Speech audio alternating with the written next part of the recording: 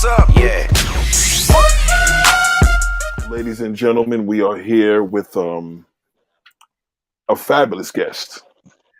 You know she has to be fabulous for me to. Well, I didn't even interview her yet, but she's fabulous because I know she's fabulous because she's doing things that a lot of people don't realize that people are doing, and a lot of women are behind this incredible profession.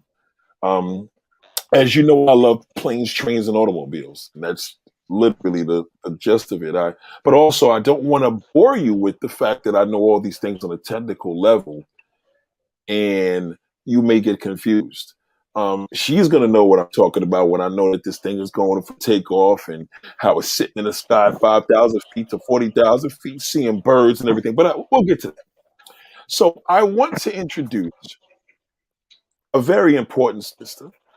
She is actually live very far away right now. I mean, far away. I mean, 6 hours ahead away. I mean, it's 12 o'clock in the afternoon here. It is 6 o'clock in the afternoon. Excuse me, in the evening. Actually, when I spoke to her, I just said good morning. I had to catch myself because it's good evening. You know, we didn't split over good afternoon, but it's good afternoon here now. So I hope you guys enjoy yourself. So, ladies and gentlemen, airplane pilot. Oh, you're a first officer, or I don't know if you guys say the same thing. Yes, I'm a first officer. First officer, Refilway. Now she's got to say her name. I think the name is incredible. I mean, I have a huge African community around me. Huge. I mean, I don't know if you know Staten Island, New York, but there's a lot of Africans out here in Staten Island, New York. And, Yeah. So we want to welcome her to the stage, ladies and gentlemen. Give it up for her. We appreciate you. It is a pleasure. You are a sister in the sky. There is a union here called Sisters of the Skies. Do you know about that? No, not that one in particular. Okay, in America, there is a website, a coalition of Black women, and they call Sisters of the Skies. And I didn't realize that there are Sisters in the Skies as well in other countries. So we are in other countries, and tell me a little bit about yourself because there's so much to talk about. Geez, where do I start? Okay, my name is Refilwe, and yes, you pronounced it correctly. And I am a South African airline pilot. I fly for one of the major airlines in South Africa. I am 34 years old. I've got a husband and 2 kids, and I've been flying for about 14 years now. Wow. So you are pretty much a pro here. This is, I know you're going to be humble about it, but you're we appreciate okay. Now, So yes, amazingly, your husband, is your husband an airline pilot as well? Is he in the profession? he's in a similar profession, but not airlines. But he's more in a management position. So he's got fixed hours, unlike me. But he understands, and he's flown before, so he's also a pilot. Wow. Okay, this is great. Where did this all start? Now, I know you said you're married. Shout out to your husband. You've been married for how many years? For 5 years this year. Wow. God bless you. It's amazing. That's a big deal here. So, people are sitting like, oh my God, it's not common. So this is amazing.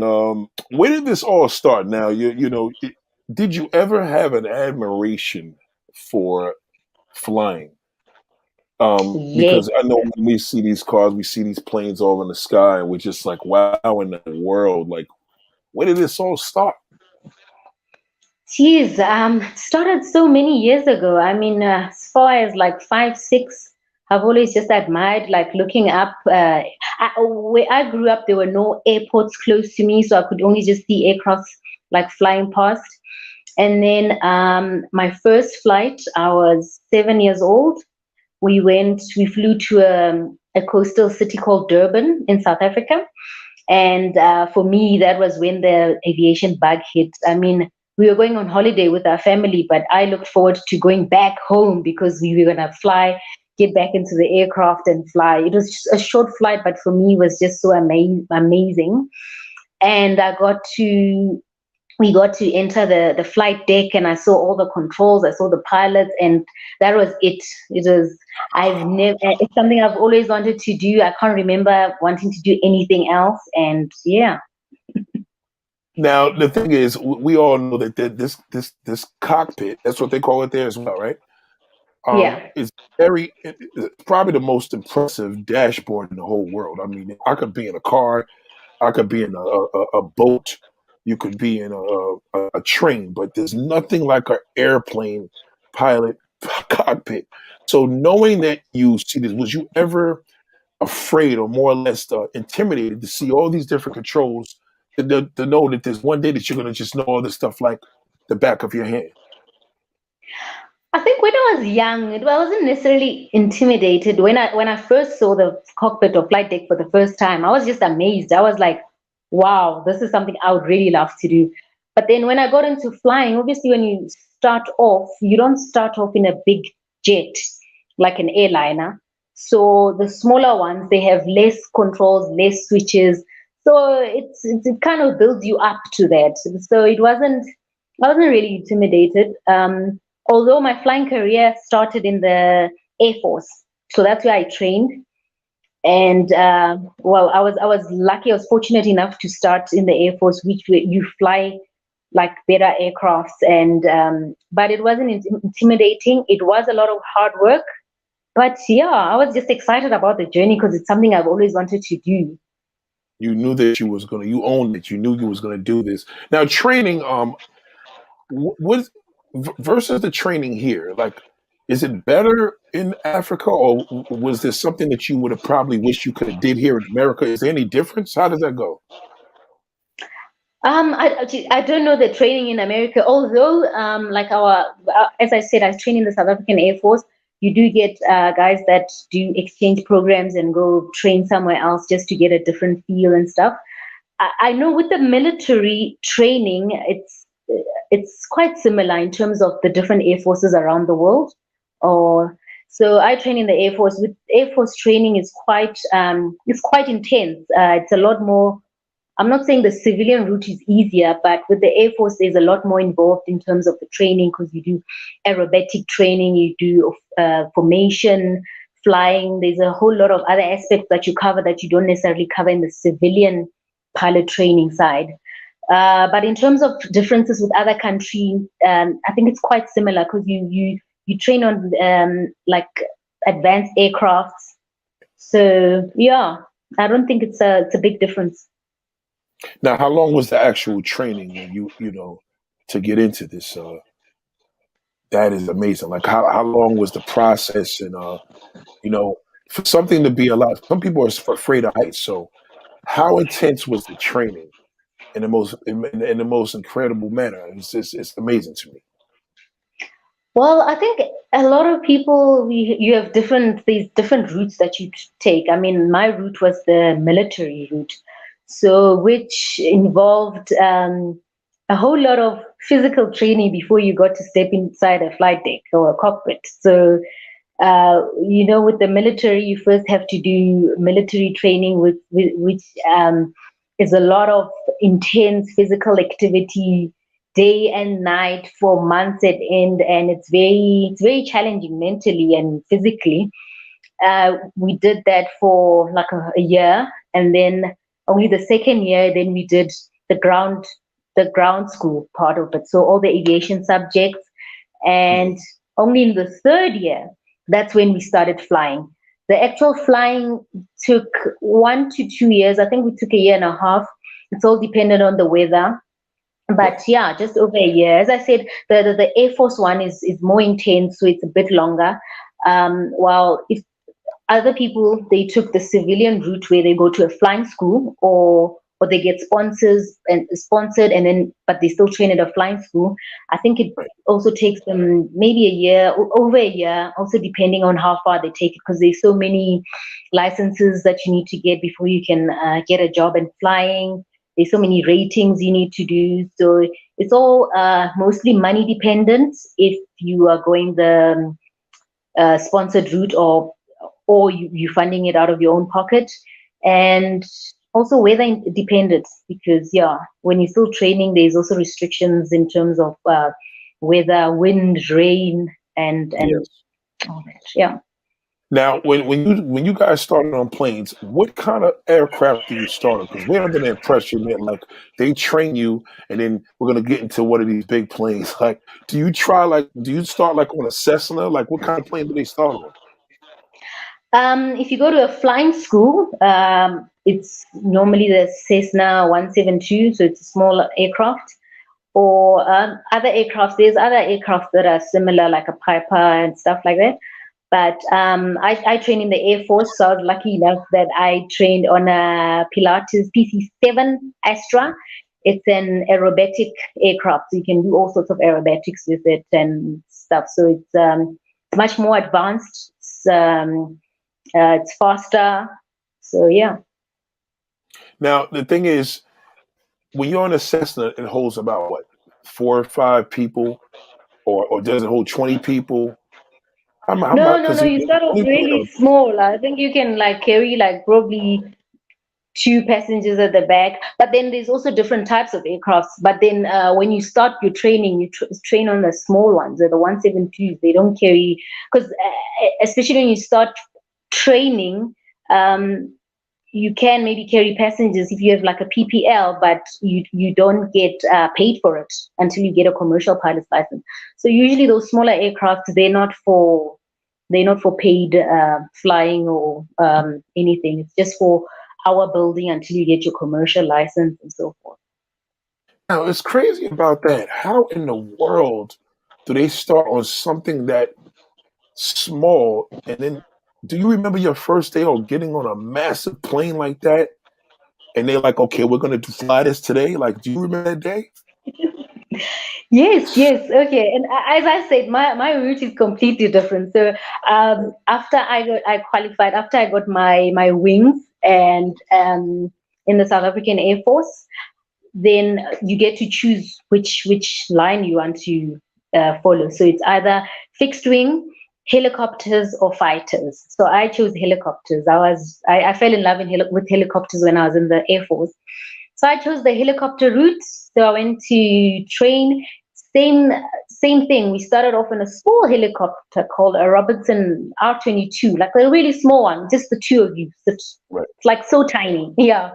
And did a few hours on that. Got my PPL on it, and from there on, the South African helicopter that we use is an Oryx. It's like a Super Puma, if you know that aircraft, Right. and it's very heavy. It's very powerful, very very powerful.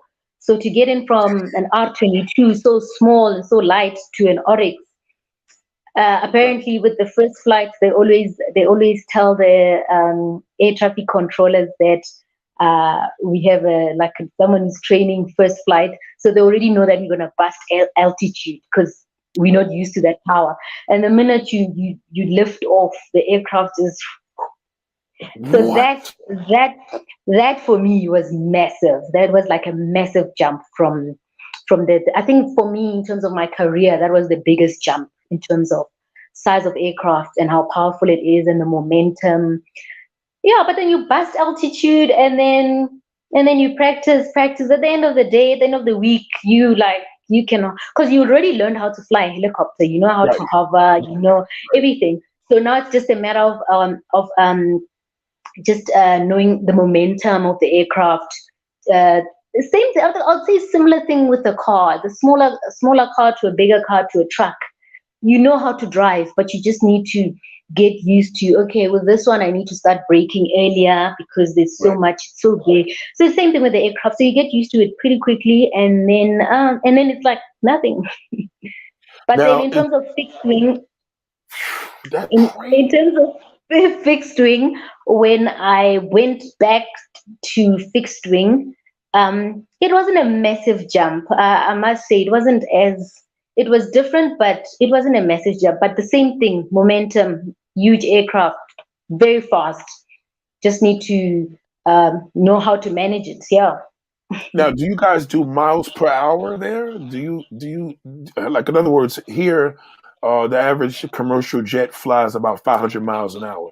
What do you guys use? Well, in South Africa, the metric we use kilometers per hour, but in terms of flying, we do use nautical miles per hour. Now, okay. We're Philway. I said it right. Did I say it right? Yes, yes.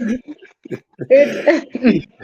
She is a first officer, an airline pilot, and she is literally talking to us live from South Africa. So give her a round of applause just for that. Because I'm going to tell you right now, this is far. And one thing I want to start this off before I go any further is: have you ever actually flown a plane to New York City? No. My airline does fly domestic, regional, and international. And I didn't fly international. I could have. You do choose. And I didn't because I just had a baby. And so I chose not to do that because if you do the international route, you be gone for like a New York or Hong Kong trip. You can be gone for like over a week. So I don't want to be away from my family that long, especially a newborn baby. So I stayed to do domestic and regional. Well, congratulations on your new baby. Congratulations on that. You have two children. So how old are your two children? One is 14 and the other one is 2. Oh man! Oh, that's so adorable. So this is beautiful. I don't know if you guys found out in the last video. We hate to repeat things, but just give them a little quick layout of exactly who you are, what you represent, and your profession, etc. Okay, my name is Refilwe. I'm a South African airline pilot and I fly the Airbus A320. And I'm a wife, a mother of 2. And I'm also ex-Air Force, helicopter pilot. Now you know what I was going to ask you. If they said Air Force, we want to know if you flew those jets out there because we know the jets be doing like 800 miles an hour. Yeah, no, in the Air Force, I flew helicopters and then now I'm on the Airbus. Wow, so you literally know how to fly a helicopter too.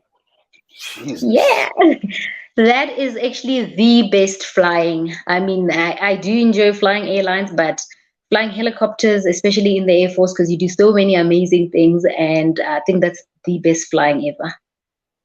Now the thing is now, so you're saying now you could literally go on a trip, right? Like just say with family, and let's say for example you guys take a helicopter trip, and a person's like sick, like oh wow, you're like oh my god, you could actually like we see in the movies jump in that middle and take over that damn helicopter. Yeah, yeah. Yes, I mean, in terms of flying, I would maybe not necessarily compare it to a bicycle, but it's like riding a bike. If you've done it before, you just need to brush up on it. And the biggest thing I think with flying, it's mainly the once you've started flying already, it's the theory part, learning the technical side of the aircraft, learning the procedures, all the aviation laws and stuff. But in terms of the hands-on experience, once you've done that for a few years, it's like second nature. It's second nature. That's true. Like the same way how somebody would get in a car. Mm. I want to ask you. This is a few things we want to get to the point of, but we know that this is a thing now in Africa. We know that in America it's very rare to see women or black people for that matter. I think the percentage here is like 0.5%. Are there a lot of black women flying aircrafts in Africa? No, definitely not. Funny enough, I just completed my degree, my BCom degree, and my last my research paper was actually on it was on South African female pilots. I didn't really concentrate on black South African female pilots, but in terms of black, it's actually in terms of female, it's less than 10%, and in terms of black, it's way less, way less. I mean, probably I don't know, probably less than 2%. The different airlines that I've seen in South Africa, it's always less than 10 black female pilots, and that's like a lot because some of them will have like 1 or 2. So it's really, we still have a long way to go. There has been some changes since I joined the industry 14 years ago, but it's not enough. So we still need quite a lot of other like female pilots to enter the industry. Now the thing is, you clearly know all of the airplane pilots, right? So what I want to know is, here there's a union called Sisters of the Skies. Now I want to know, because if it's not, I want to be part of this, right? So is there a union of South African black or South African female pilots? Because you don't have to be black to be South African. A lot of people realize that. But is there a union of South African female pilots that have some type of organization? No, not necessarily. Hey, there actually isn't. There's just a few. I think there's just a few individuals who do like outreach programs into like poorer communities, or going to high school kids, just introducing them to aviation. But in terms of the qualified black airline pilots, female in South Africa, no, we don't. We actually don't have a union. Okay, we gotta talk about that behind the scenes. That is definitely something I would love to do.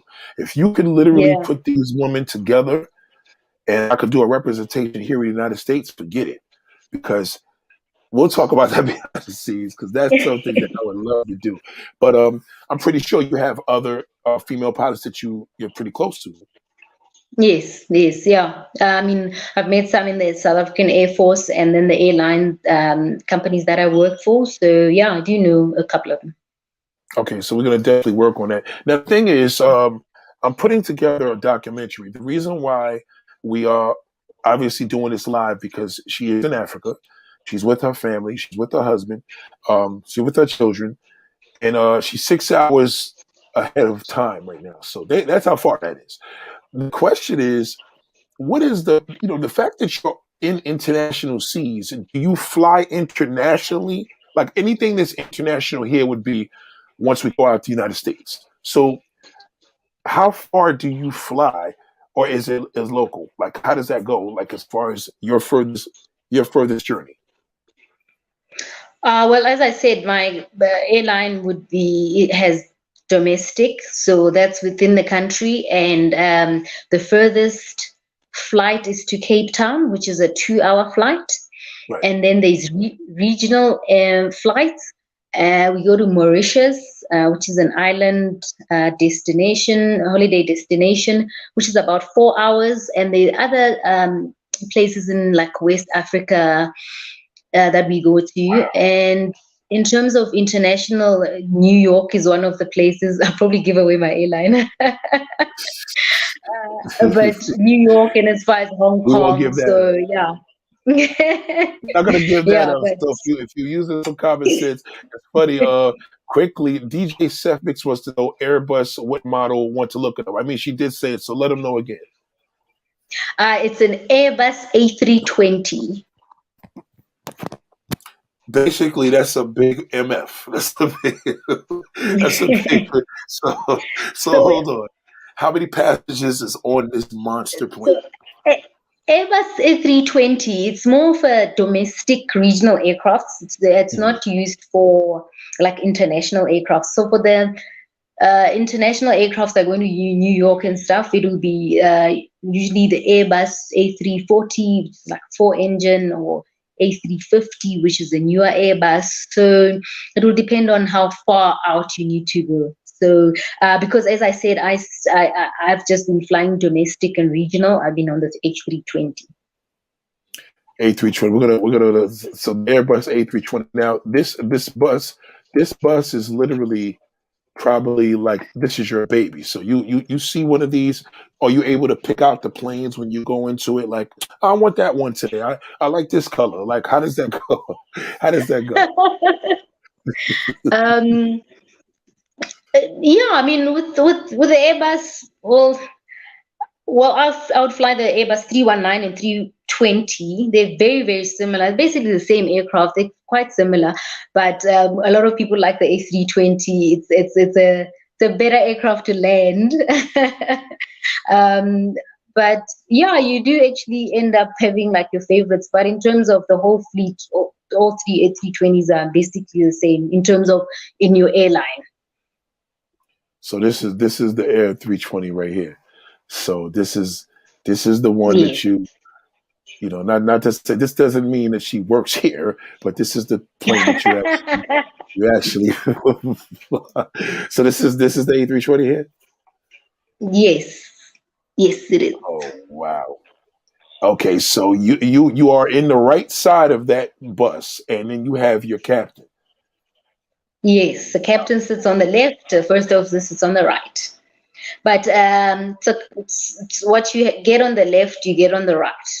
In terms of the controls, the screens, and then the Okay. switches, you share. It's the same. Yeah.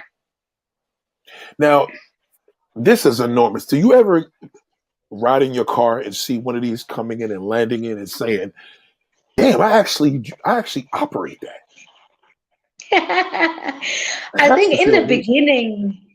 beginning, I think it was very surreal. Like I would see this aircraft, like I can't believe. Actually, I think my first time taking off in an Airbus 320 at I because I came from the Air Force, so I was flying helicopters, so I didn't use a lot of runway and stuff. So when I was actually flying this bigger aircraft on a bigger runway, it was actually quite surreal. Like, wow, I'm actually doing this. I'm controlling this aircraft. But then you get used to it over time. It's I try to be cool because I get a little extra with this because this is like a big thing to me. So I really try to really be cool right now. So this is like so. Let me ask you a question because I got so many different words. I asked an airplane pilot this, and she almost told me an answer that really shocked me. When you're up in the sky about 40,000 feet, have you ever seen anything in the African sky that wasn't supposed to be there? No, no. I think for me, no, nothing. I haven't experienced anything weird. No, for me, it's just flying these regional long flights at Mhm. night. I've seen like shooting stars, like not like one shooting star, like so many shooting stars in a like short period of time. So for me, that's been something like very amazing. Normally on the ground, you'd only be You lucky don't to see see that. one shooting star. Yeah, yeah. So I Okay. think that, yeah, one great experience, but I know I haven't seen anything weird. Because Yeah. Although flying helicopters, right. I have flown near an active volcano. So I've seen inside a volcano. So that's What? one amazing thing. Yeah. God, Yes. where was this volcano at? Where was it at? In the Democratic of Congo. It's Central Africa. Yeah, there's Wow. this massive active volcano. So I've actually flown.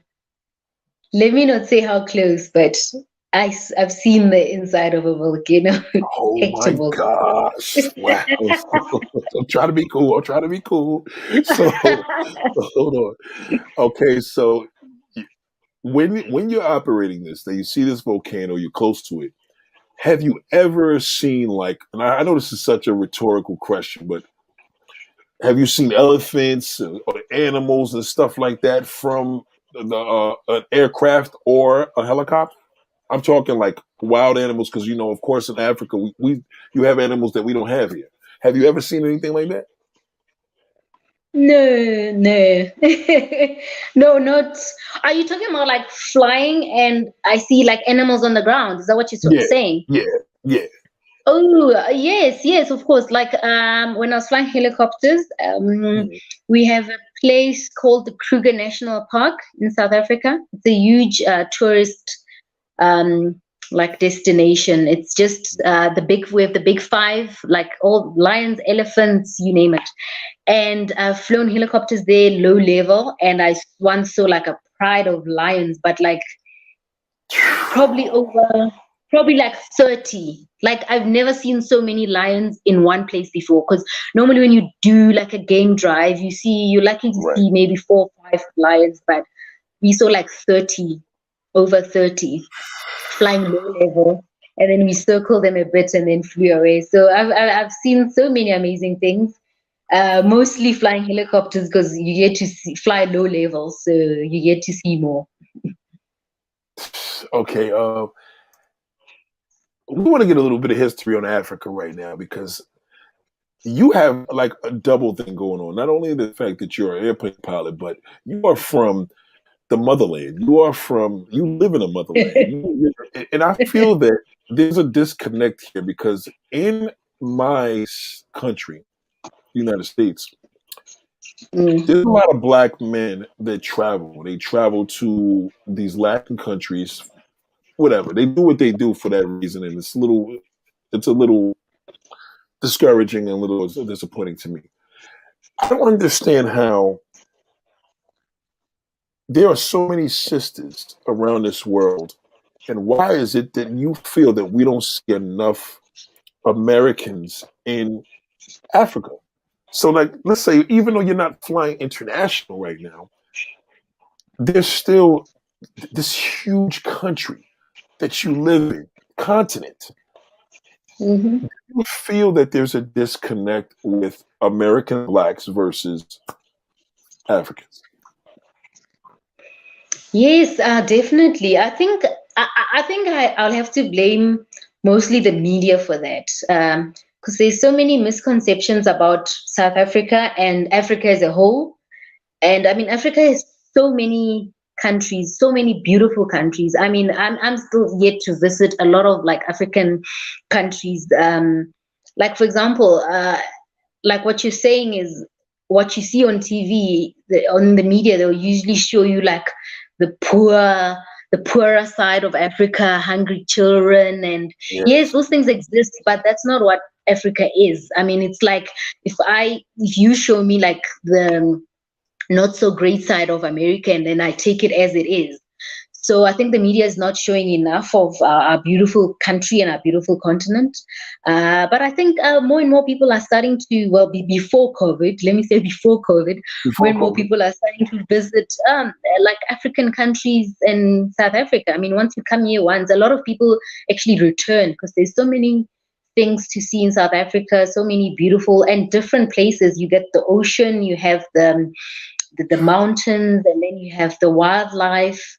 So many different. I mean, we still visit like South African tourist destination even now, like new Even now. places that we haven't gone to before. Yeah. Now, geographically, for anybody that's sleeping under a rock, can you break down pretty much?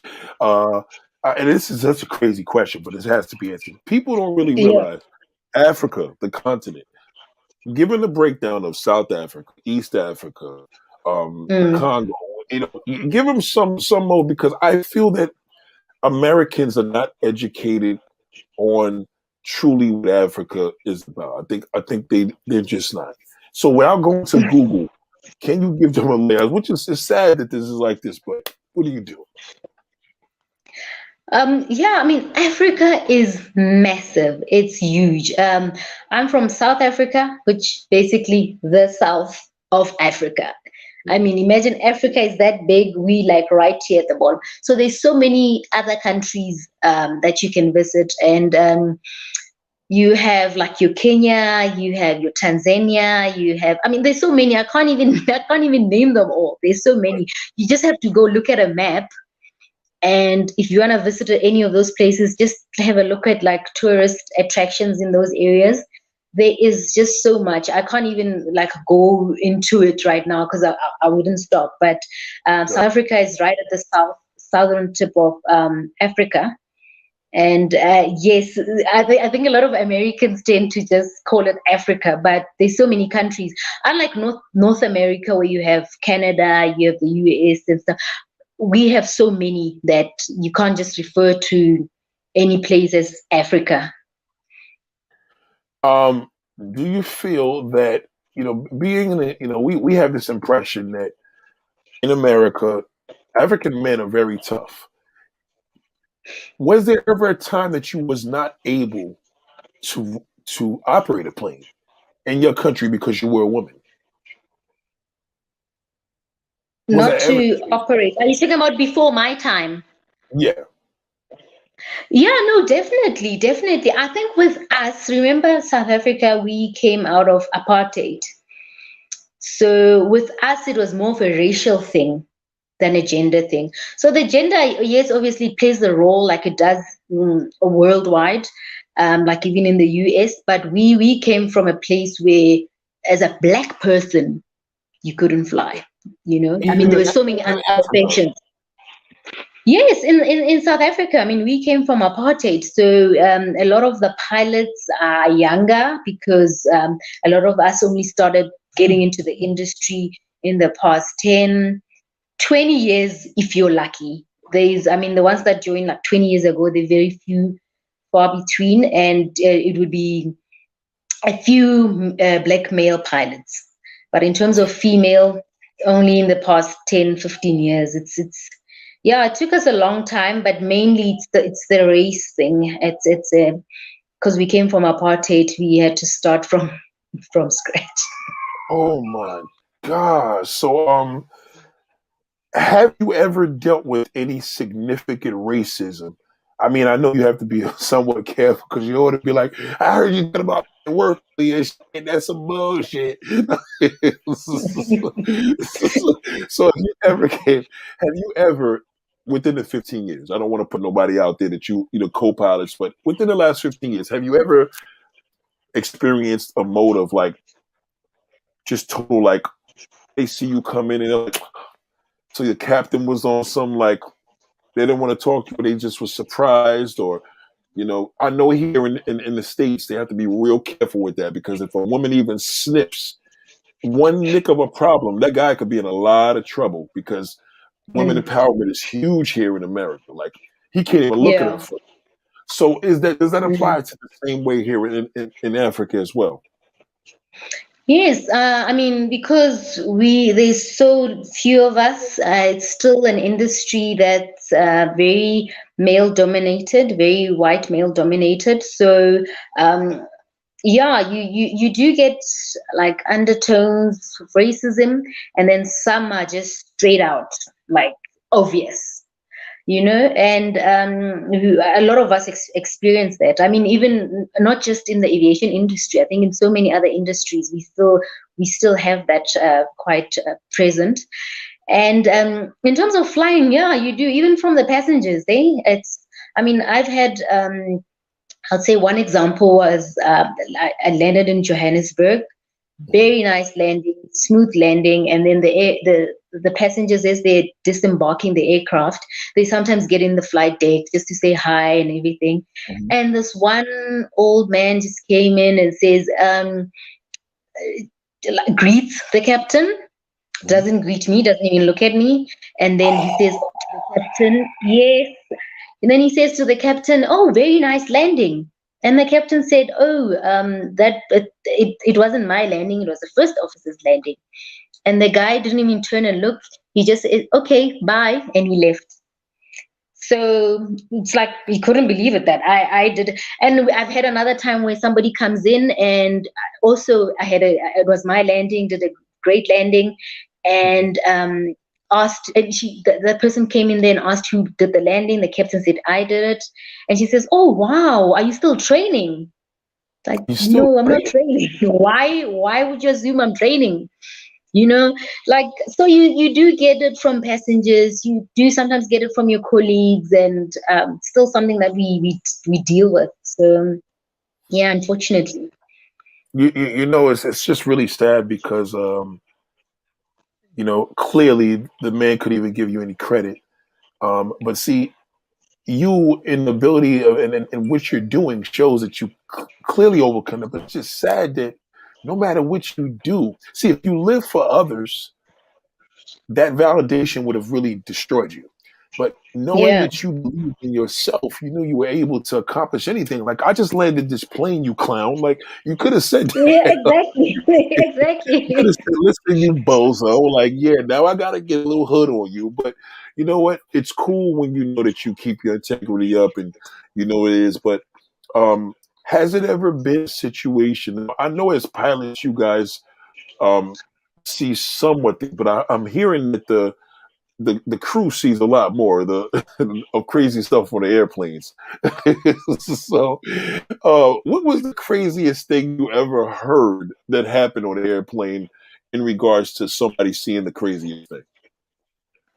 You see somebody doing something crazy?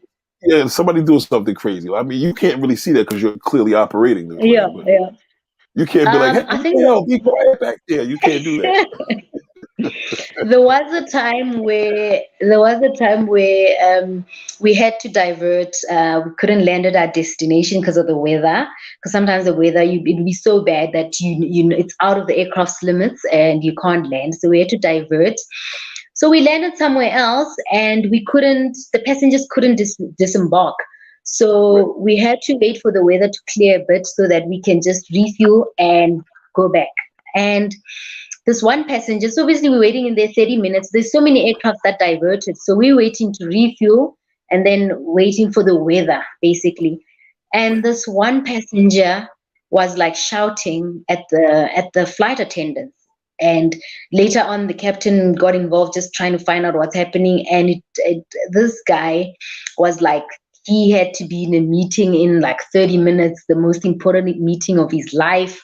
We don't care. We don't understand his business. And he wants to get out because the destinations weren't actually too far away from each other. They were like 15 minutes in terms of flying, but right, driving also like within an hour. Like it wasn't too far. So this right. guy was like, I want to get off at this diversion, and I'll take an Uber to where I need to go.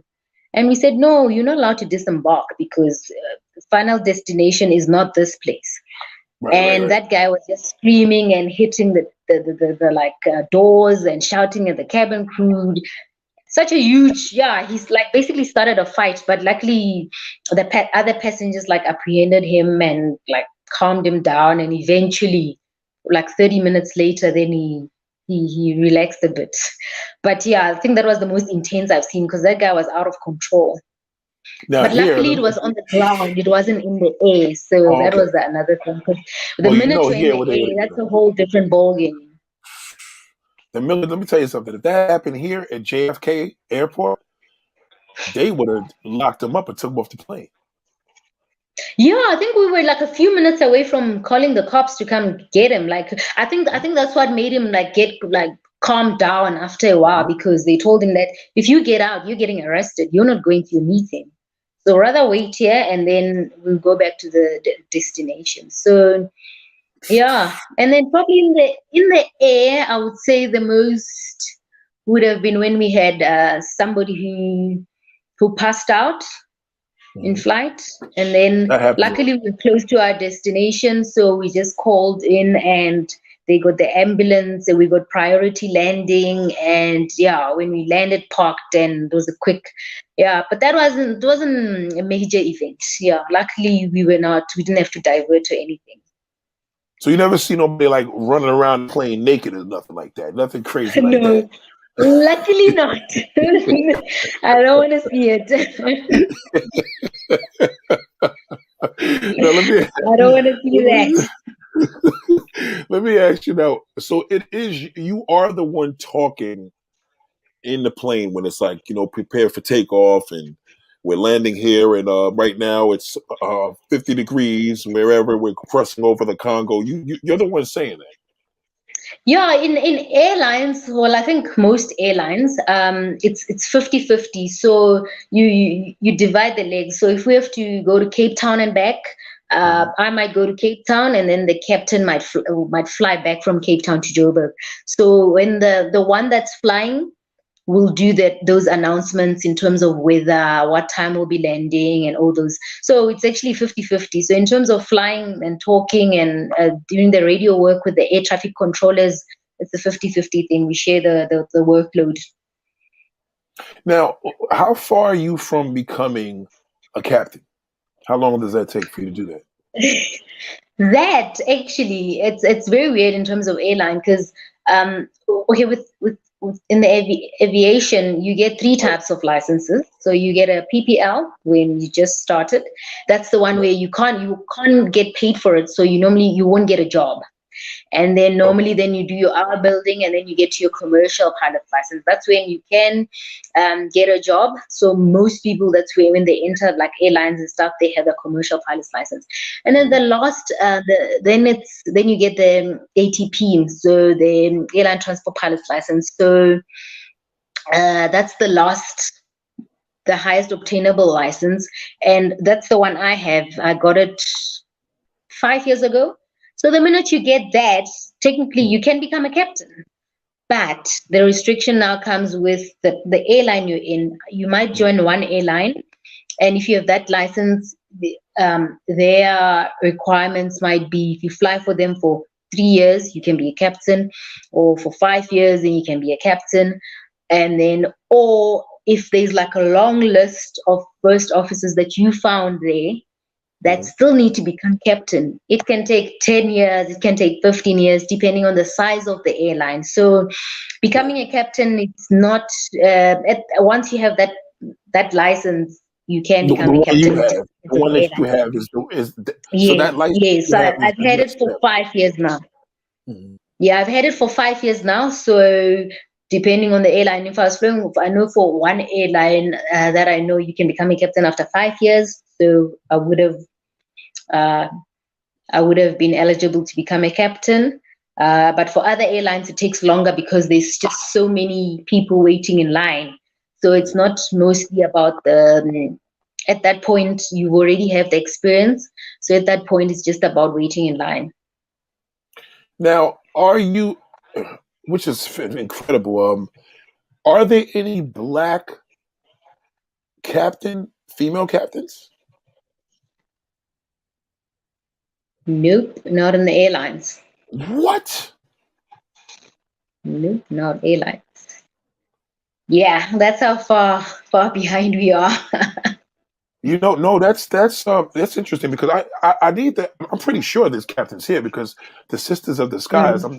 I think there's a couple of captains Yeah, female. yeah. Yeah, yeah. I've seen in the US they are. I've seen a few captains on Instagram pages. I've seen a few of them, but Yeah. in South Africa, airlines, no. In the Air Force, yes, there are a few, but also like a handful. You're going to be the first captain. I'm telling you. Watch. I'm telling you. Watch. I'm going to make sure that you are going to be the first female captain. I see that because Let me ask you a question. Would you be able to do that job right now? Yes, it's basically in terms of the hands-on and stuff. It's basically what I've been doing. It's basically what you do as a first officer. It's not as a captain. It's just now about the responsibility and accountability because it's a huge leadership position. So you're very responsible for everybody on the aircraft. So as the first officer, but as the captain, you're accountable. Something goes wrong, you have to answer. So yes, I am ready. So Yes, yeah, you we'll are. just wait and see. I'm Yeah. telling you. I'm telling you. Because you would be a captain to me if I was flying a plane, right? I would know it. Not to say that I would know, but if you would still have to be over me in the supervision because you have the experience. Yeah, yeah, yeah. Now here, I know captains could make up to $500,000 a year in America. Is the pay scale the same out there, or is it the same as far as It how does that work? it all depends on the airline or the company you're working for. There's some airlines that not so great, and other airlines which have much better pay and benefits. So I'm not sure in terms of comparison, but I know like there had been like from South Africa, a lot of people had gone to your Emirates and your Cathay Pacific and like for better pay and stuff. But yeah, it's still good, but it depends on the airline. Right. Now you're able to come home every day, or you're able to be home with your family every day. Yeah, the reason why I decided on staying on domestic and regional was so that I can be home more. I'll still fly, like you might get a night stop. Maybe a lot of times you you gone maybe for one night, and then the other flights are like return same day, and then another time then you've gone for a night or 2 nights, and then you're home for 3 days. So it was quite a nice balance of, it's like a nice balance of flying and home time. So that's Yeah, what I enjoy about it.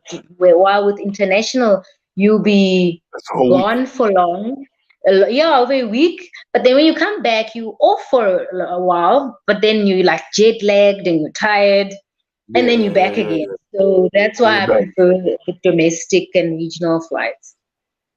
Domestic, that's something I never knew that. So domestic and regional flights is the way to go if you still want to have a life with your family. Yeah, yeah, you're home more often. Yeah, you still do night stops, but not so often. Or they're not. I mean, gone for one night, and then the other flights where you return the same day. So you actually still get to see your kids every day, almost every day. And yeah, I think it's great. It's different for everyone, hey, but for me, that it works Works. wonders. Works for Yeah, you. Now, yeah. what do you guys have? I know you guys have privileges. I know here we have buddy passes when there's somebody that knows somebody that works in the airline. Do you guys call it the same thing there? Like, I mean, not to be ghetto about it, but like, hey, what's going on? I'm gonna be in Africa. I need to get I need to get a discount.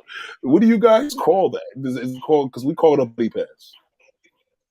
Yeah, it's something similar, where it's different with every airline, but I know with mine it was at some point changed where it wasn't just anybody, it had to be family, and yeah, it had to be family, and you register them like on a like online and something, Right. and then yeah, so it could be like your immediate family gets like the good deals and stuff, and then while your parents and your baby siblings and stuff, they also get a discount. Okay. But you couldn't do That like sounds with good. friends and stuff. Yeah, but it's still same thing. I think most airlines, if you work for an airline, there are those benefits. Gonna do that, right? I'm just letting you know Yeah, if I'm yeah. coming from, if I'm going to Africa one day, I'm gonna be like, hey, Philip, what's going on? We gotta talk to these people. Yeah, yeah. Call me up. Now the thing is also, there's so many different levels to this. Now, living in Africa, I want to go back because I think Africa is an amazing continent.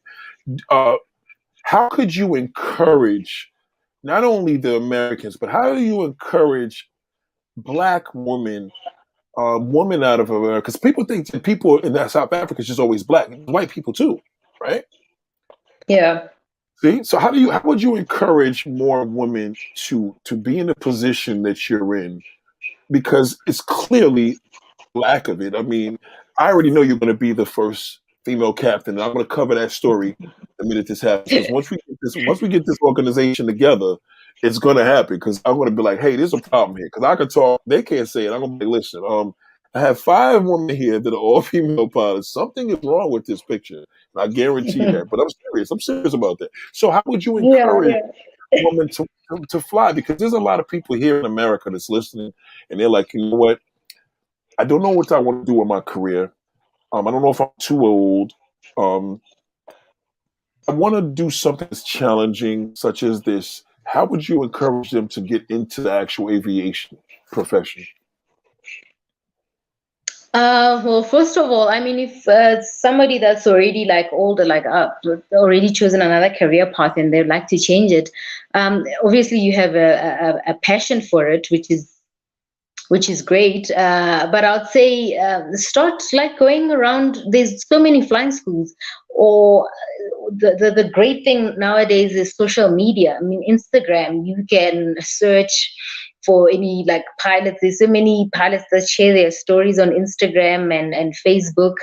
And you can follow them and actually get to get firsthand a day in the life of a pilot. Is it really something that you want to do, passionate about? And I would really encourage them to basically pursue. Nathaniel, Yeah, man. I had to give you the exclusive. Keep going. I'm here. you were breaking She up thought I there. was Did done. you? You hear me? Can you?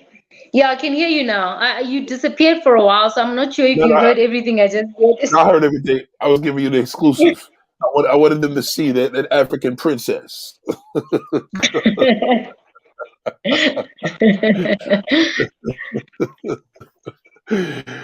So that's what they should do. So So now the thing is, you don't know if, like you said, you don't know if it's any better, but at least in South Africa, they can still do an aviation school. Doesn't matter if it's in America. Doesn't matter if it's here.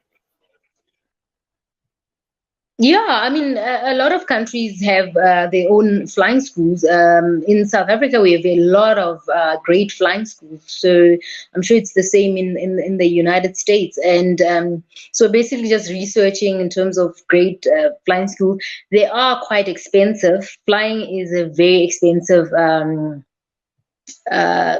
career to get into. Right. So in South Africa, a lot of people try getting sponsorship. It's difficult to because it's so expensive, but getting the sponsors, getting it sponsored um, through government or private companies is great. I was lucky enough that it was through the South African Air Force, Mhm. because if you're paying it out of your pocket, it can really, really get yeah, it's very draining. So I wouldn't, unless you like rich, I wouldn't Right. recommend taking it all the way from your out of your personal finance, and maybe the first license, which is the PPL, and Right. then maybe from there on trying to get some kind of sponsorship.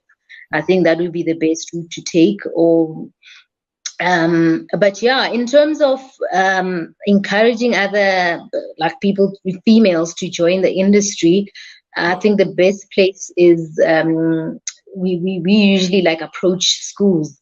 We approach like high schools, especially in like your more disadvantaged areas where they don't have like access to the internet a lot, or access to, or like airports, and they don't know that black female pilots exist, so we Yeah. They usually don't go even know there. they I mean, exist.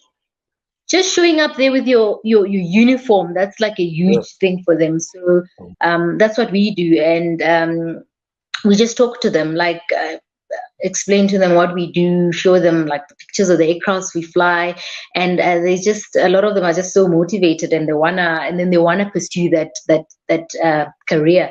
But if we don't go to the schools, they'll never see that what is actually possible. Right. So for me, that's like a big thing. That's hopefully over time. I've actually seen in South Africa there's actually more and more female like pilots who just starting up with training and stuff. So it's great. I think 10 years from now it'll be a much bigger uh, number than what we have No, now. it should. I think the more, I think what we need to do, I mean, clearly this is not the last time we're working together, but um, when you do come into, or whether I'm in Africa, I don't know, but when you do come into the United States and you come into JFK, the International Airport here, or Newark Airport, because I live near both, I would love to do something where we could actually go to a school, and I think these young African women here need to see another African woman, because I don't. There's black women, but to see a African woman from their hometown, from their mother's hometown, that's a big Mm, deal.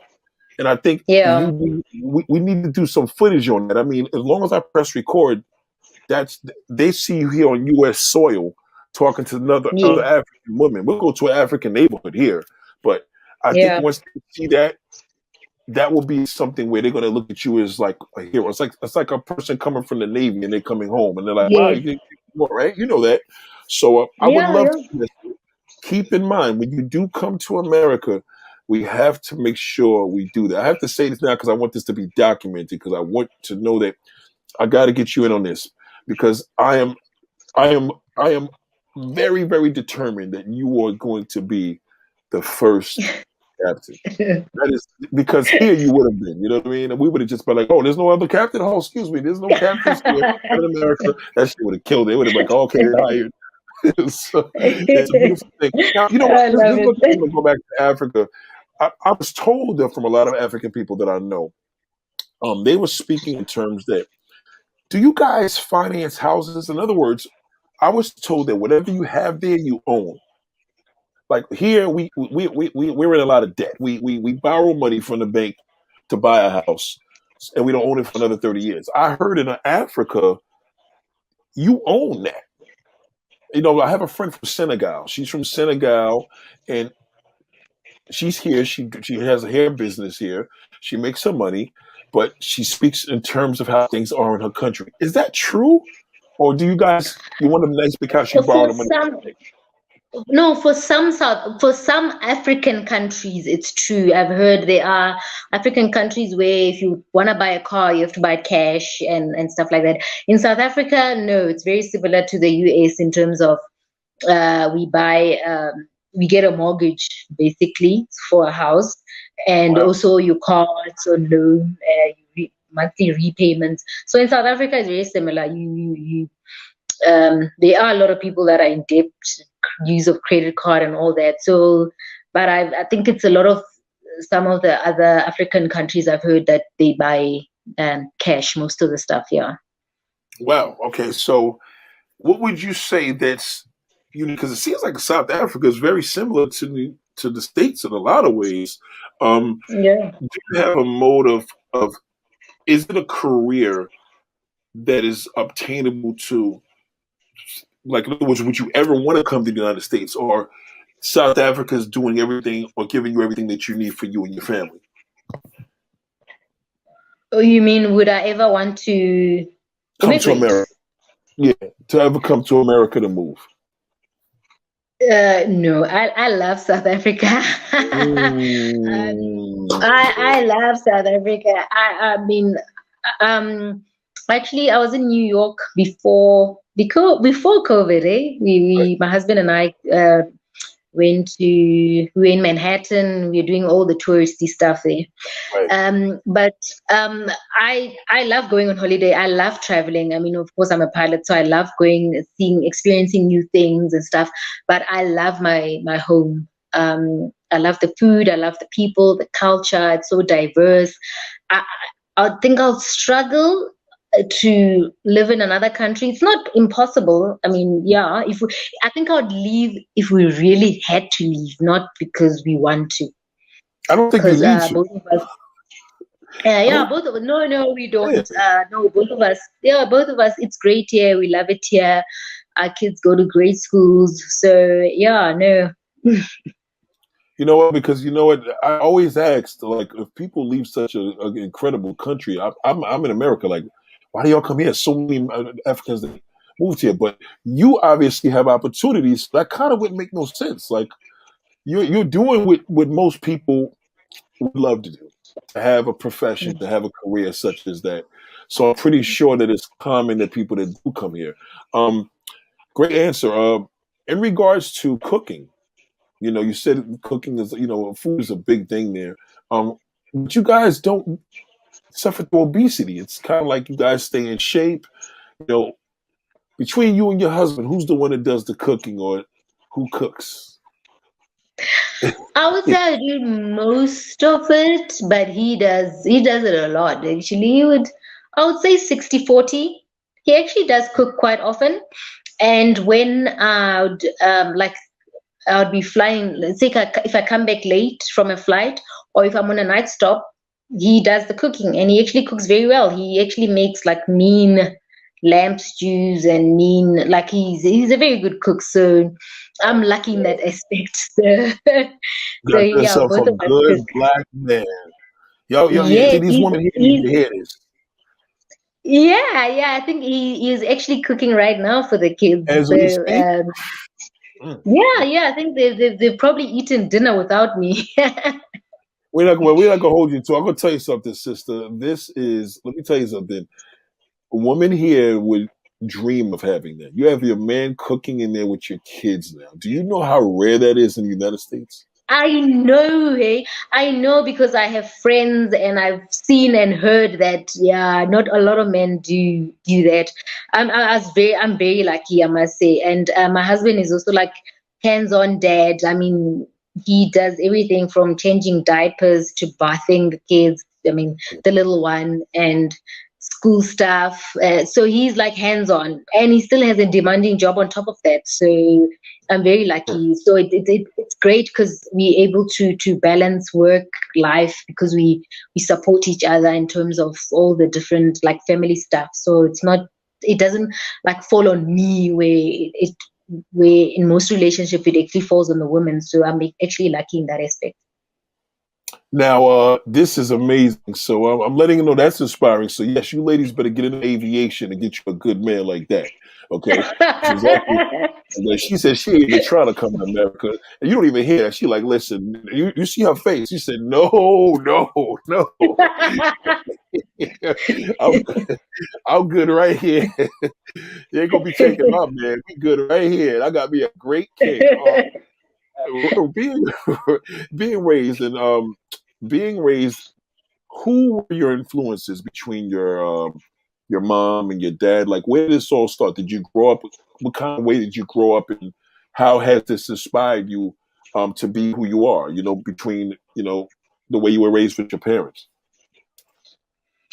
I had my dad passed away when I was in high school. Oh, sorry to hear that. Oh my God. I was 15. I was 15 years old. But growing up, I mean, I must maybe a lot of people say this, but I think I had the best parents. I mean, my dad was just amazing. We had like my sisters and I. We grew up in a very. My parents are very liberal and very How many sisters supportive. and brothers? How many sisters and brothers? I three sisters. I grew up in a family with three sisters, so it was four girls. My dad has other sons, so older sons, like before my mom. So I also have like older brothers. Right. So Okay. yeah, so yeah, I grew up in a Them very African brothers ain't no joke. yeah.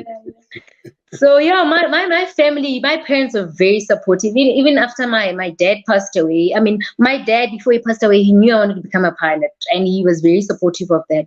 He used to take me to air shows. Wow. When I was young. Yeah, so I know this is something he would have been really proud of, because he was very excited and happy for me that this is what I wanted to do. So even after he passed away, my mom like continued being very supportive. I mean, after I finished high school, I wanted to fly, but you couldn't, the flying schools were so expensive that I applied to university, like college, to go study aeronautical engineering, and I got accepted. And 2 days before I went to start, like my mom would be like driving out. We bought all the stuff that I need for like college. And 2 days before, I told her that I don't want to do this. That this is Wow. not something I want to do. I've always wanted to fly. But yeah, of course, the flying is just too expensive. But I'm gonna try to get sponsorships.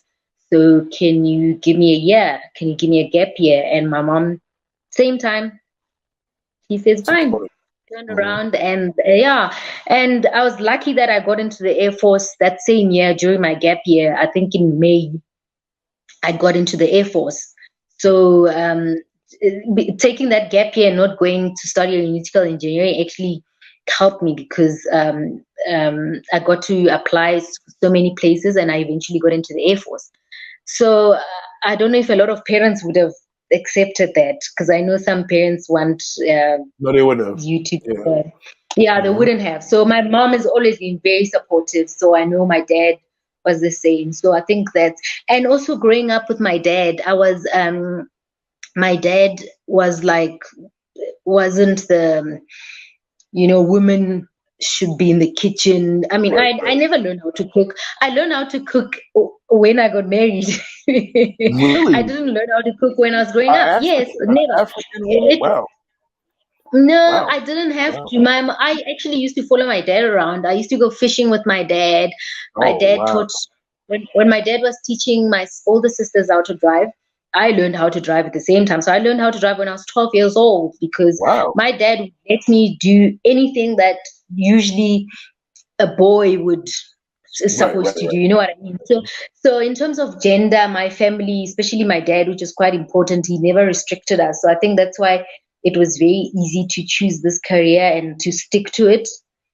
And not, so I didn't care what other people said on the outside, because my family, my mom and my dad were very supportive of it. You know, that's your foundation. That's why you're the way you are. Yeah. Mm-hmm. Yeah. And then we actually, I think I've taken a lot of pointers in terms of similar way that we're trying to raise our kids. You know, we have 2 boys, we don't have girls, but we also trying to teach them that you are going to do everything that a boy or a girl traditionally. You have these gender roles, but with our kids, we're teaching them that you're going to do both. So our kids, the older one, he's got chores, washing the dishes. The younger one, when I buy him toys, I also buy him tea sets and kitchen sets, because Already, already. So I'm not going to teach them that men only do that and women only do that. Do everything. Why not? I mean, you're a person, you eat, right? So why don't you learn? You know what I mean? Yeah. So I'm trying to sort of follow in the same way like that my parents raised us. Well, yeah, your foundation is incredible. You said you have 3 sisters, you have 2 sons. The oldest son, do you find him like? What do you think he wants to do when he gets older? He's more into coding, like coding and programming. So he does his extramurals at school. They do a lot of that coding and robotic stuff. So technological stuff. So He'll be the IT. He'll be set. Yes, exactly. So he loves that. So obviously, then we try and nurture it and make sure that his extramurals, he gets to do that, and yeah.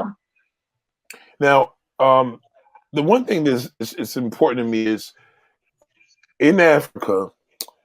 I know that there's a because in South Africa, there tend to be a lot of white people, right? We are under the impression that there's no such thing as white people in Africa. People don't realize that, right? Who actually owns Africa? Like, in other words, this is what we're hearing here in America. We're hearing that Africa is not owned by us, it's owned by the white people in that.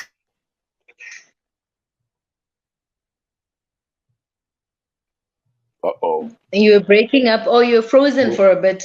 Okay. So it's such a contentious issue.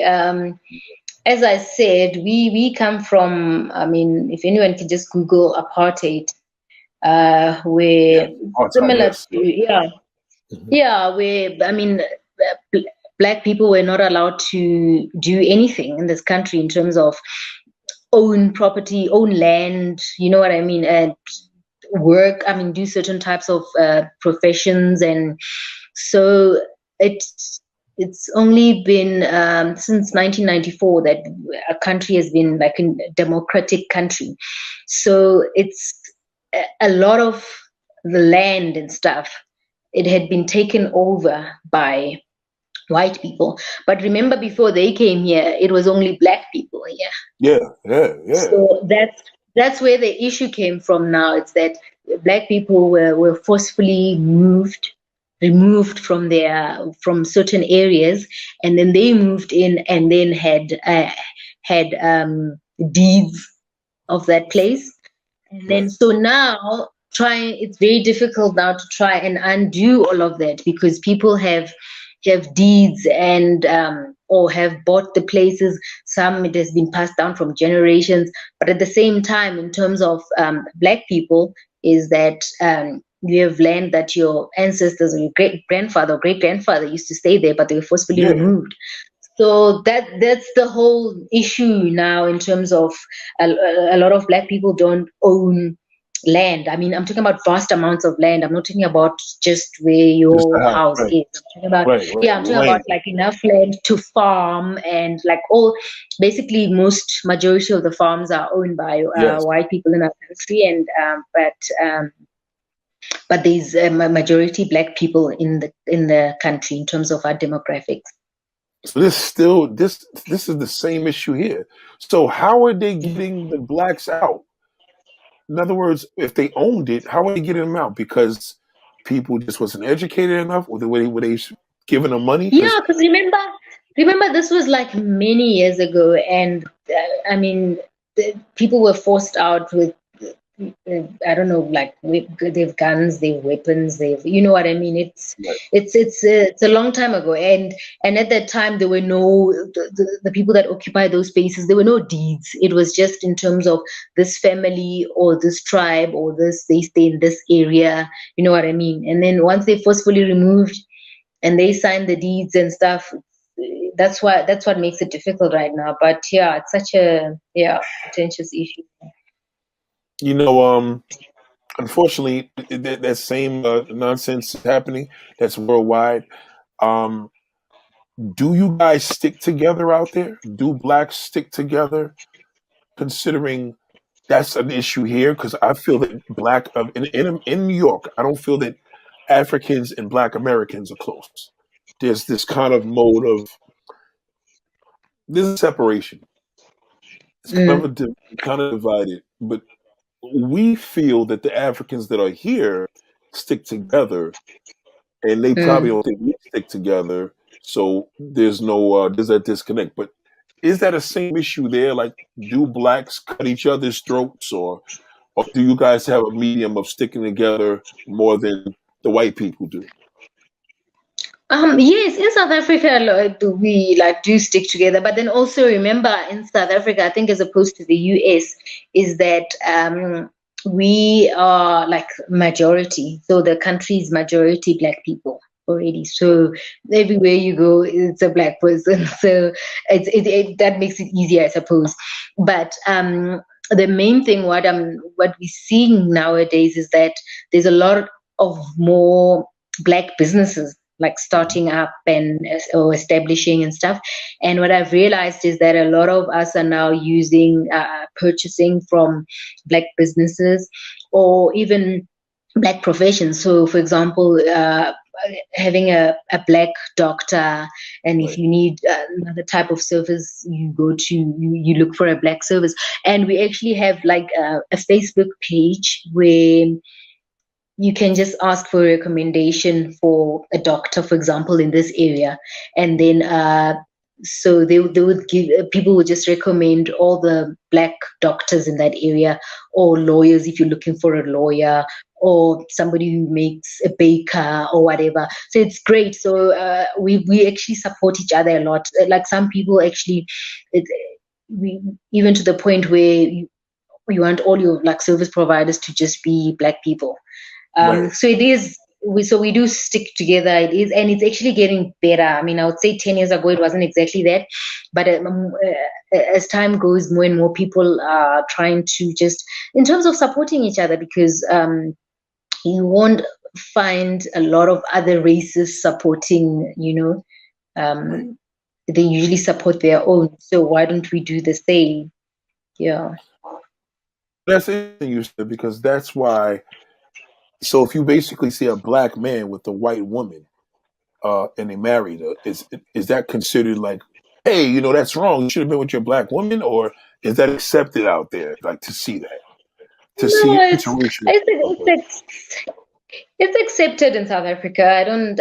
Well, I think it's accepted. I haven't seen people be opposed to it. The only people who'd be opposed to that is usually like a racist who's not happy about, you know, White people, the right? race is yeah, the race Yeah, is yeah. mixing. But yeah, it's actually no issues. I think maybe also it's not, you don't see a lot of couples like that, but I think you're seeing more and more now. Obviously, because also again because of our history. Now you We guys are still have, known. yeah. It's sad that you guys are known also to take care of your skin, have incredible skin. Here in America, we see a lot of skin bleaching. There's a lot of situations here, even a community here called Park Hill, Clifton, and Staten Island. It's like a huge African community, and they actually sell this with apartheid and the fact that the white people have show this segregation of splitting up and of showing superiority, which is terrible. Do you feel Mm. that the fact that people were brainwashed from apartheid to believe that their skin wasn't superior, so now they want to be whiter? Yeah, unfortunately, we also have like those individuals in South Africa, which, yeah, it's quite sad because, I mean, in terms of as a country, hopefully, I thought we would have moved from that because I think in those times, if you're black or if you're black and even dark skin, it was like seen as, you're not human or you're not pretty or you're not. But then nowadays, it's actually people that you meet day to day, you don't get a lot of that, but you do have individuals that do skin bleaching that you see in the media, like some celebrities and stuff. So it's quite sad. I mean, yeah. So hopefully we raise our kids better than that. And Yes, yeah, and it's you will. definitely brainwashing and not being, I don't know, confident in your own skin. Yeah. So unfortunately, that still happens here too.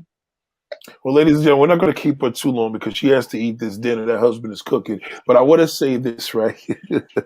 Tradition. I want to touch on two things before you go. Tradition. Would you consider yourself traditional?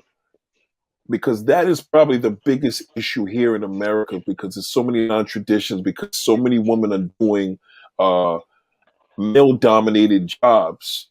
Um, and a lot of men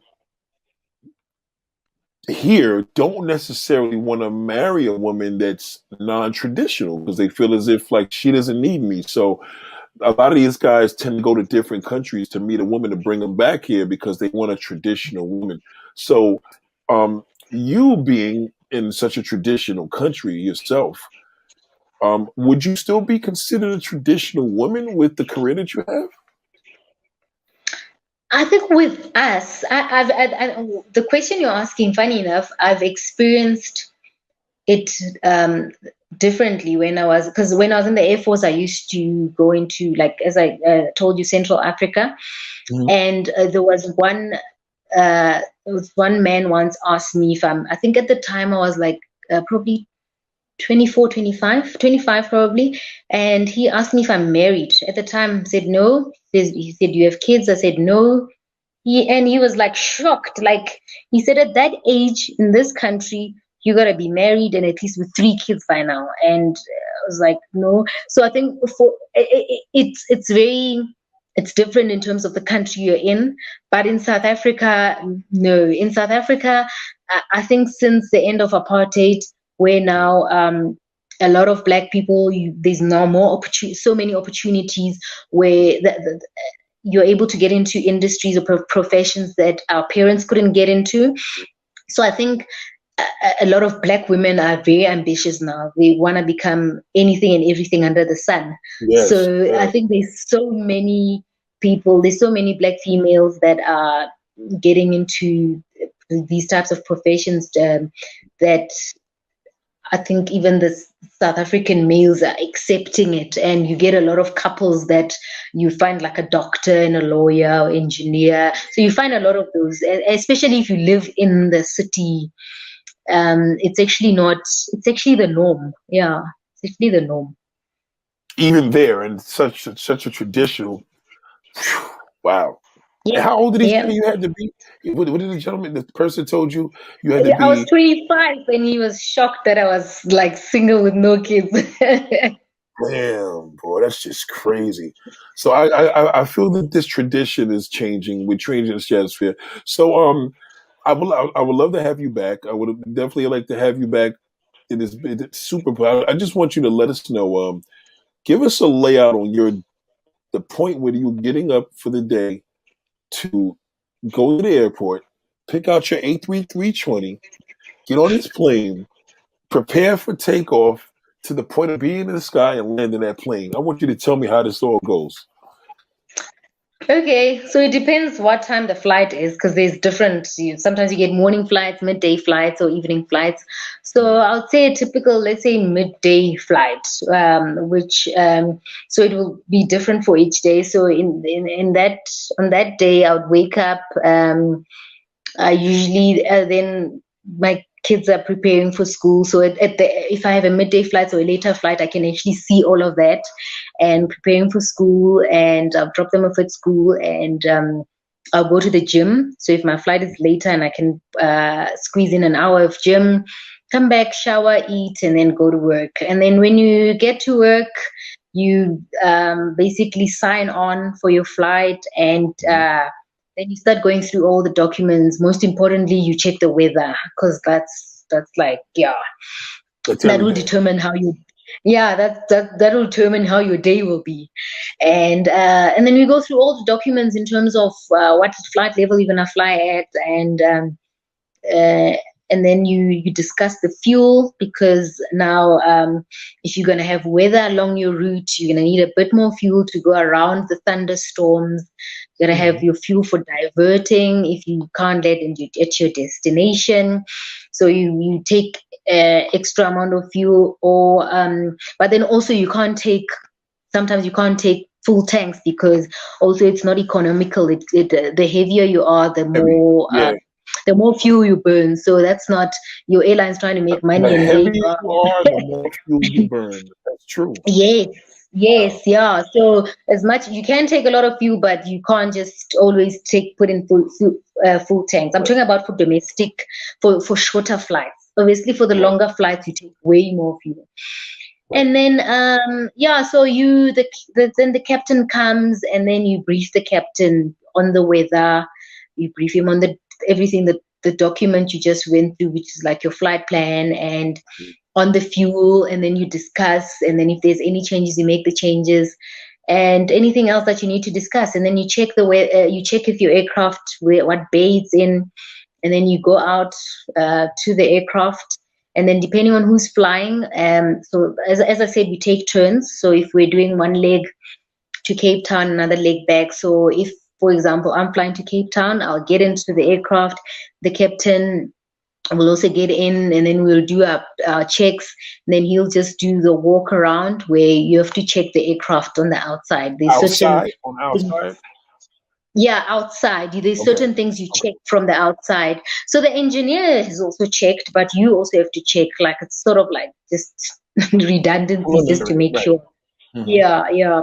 And then gets back in, and then there's a lot of checks and flows. So like all those switches you're talking about, it's things you've memorized already, but you get used to them. The first few times it's like, okay, it's that, but then after that, then it's just click, click, click. It's nothing. Then you program the flight.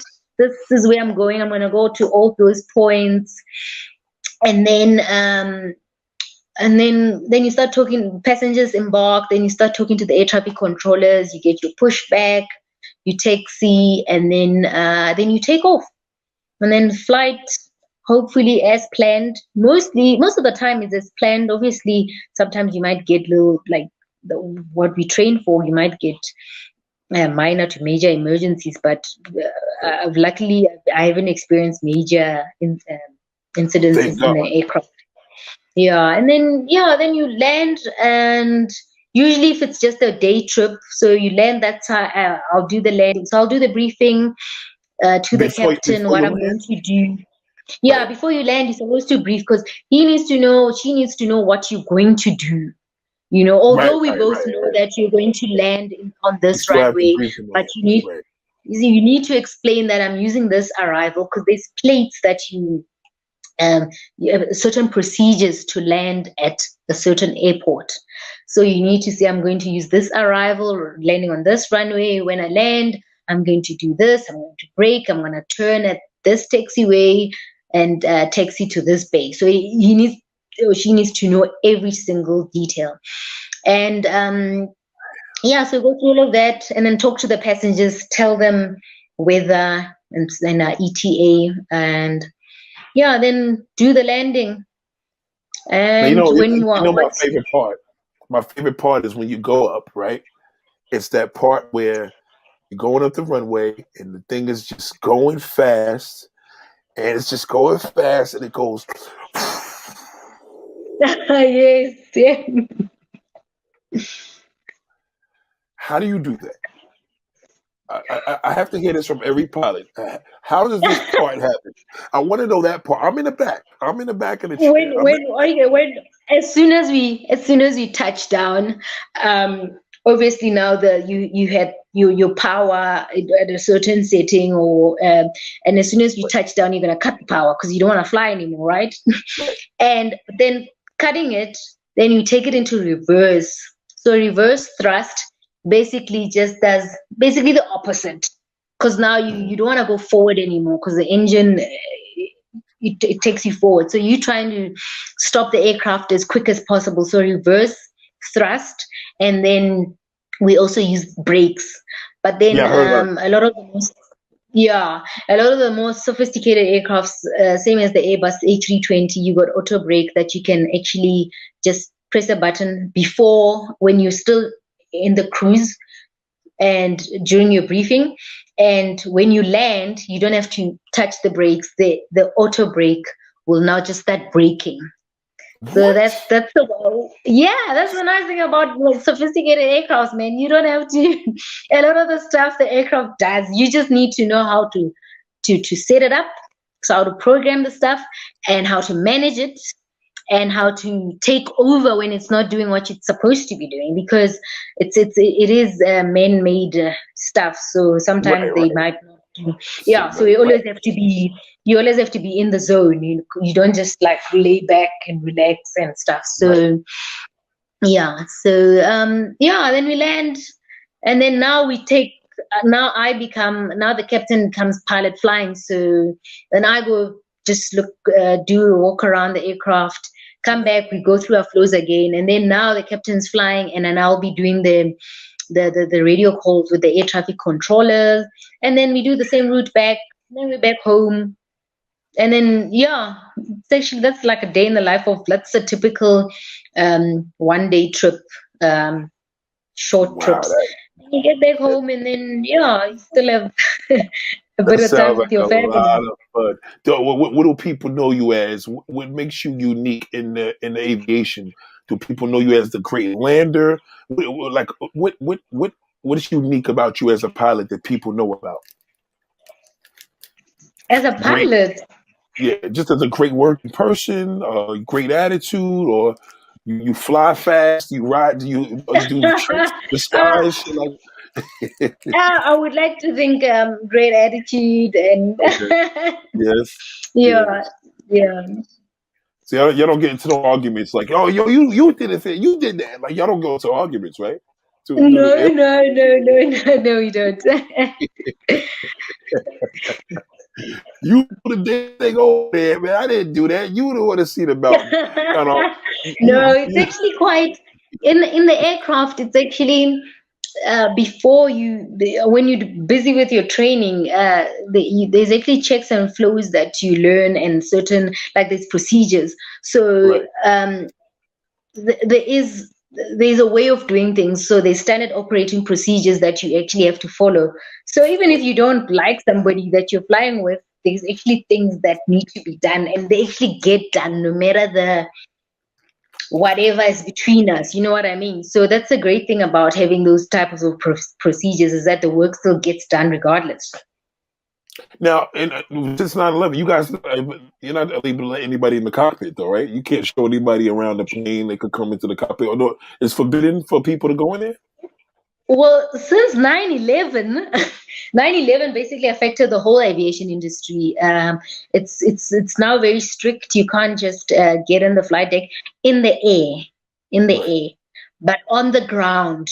So when you're disembarking, you can ask the flight attendants if you can just chat to the pilots. That's allowed, but in the air, no. Wow. Okay. All right. So somebody could take a picture in there on the way out. Yeah, on the way out you can. Yeah, you can get in, take In a the picture. cockpit. Yeah, after landing. In South Africa, though, I don't know about the US, but in South Africa, Yeah. yes, you can. Yeah. Okay. Unfortunately, I'm gonna have to go to South Africa, dudes, because they're not even allowed us here. we Yeah. Yeah. we appreciate you so much. Again, like I told you, I'll talk to you about that real quick offline, but I definitely want us to definitely do something together, please allow. And of course, I want to interview also a stewardess on a flight attendant on the plane as well, because I know that they have some amazing stories. I No, think they have stories for days. They see everything, eh? everything they see, everything. Yeah, yeah. UGT, before you go, he wants to say they have procedures and checklists. One of my good experiences was to be in a cockpit in a B767 approaching Cape Town. Awesome experience. Oh, nice, lovely. Cape Town, beautiful, beautiful city. Now, UGT says this. Now, let me ask you something. What is a B767? It's a Boeing. It's a Boeing. So you Oh, get Boeing. you get different types. Yeah, the one of the biggest actually competitors is Boeing and Airbus. So that's a Boeing.